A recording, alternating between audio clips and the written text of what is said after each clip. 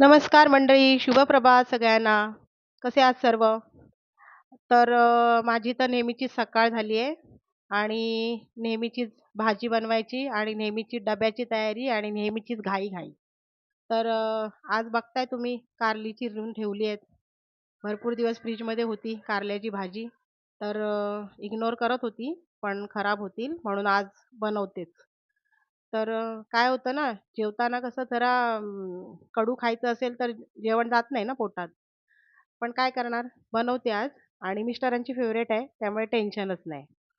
तर कांदा-बिंदा सर्व टाकून आज माझी कारल्याची भाजी जेमतेम झालीच आहे रेडी. मिस्टरांनी सांगितलं नाश्त्यामध्ये उपमा दे म्हणून. तर आता हे बघा, रवा वगैरे भाजून मस्तपैकी हे बघा कारल्याची भाजी पण माझी झाली आहे. तर आता मिस्टरांना नाश्ता देते. तर हे बघा उपमा आणि चहा.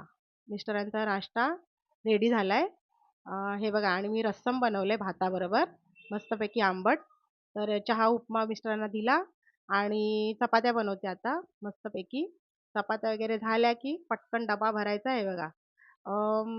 सॅलड, भात, चपाती आणि कारल्याची भाजी आणि रस्सम. डब्बा झाला रेडी. पॅक केला मस्तपैकी. मिस्टर गेले घेऊन. आता मी मस्तपैकी आरामात रील बघणार आहे. बाकीची कामं गेली तेल लावत. Bye bye.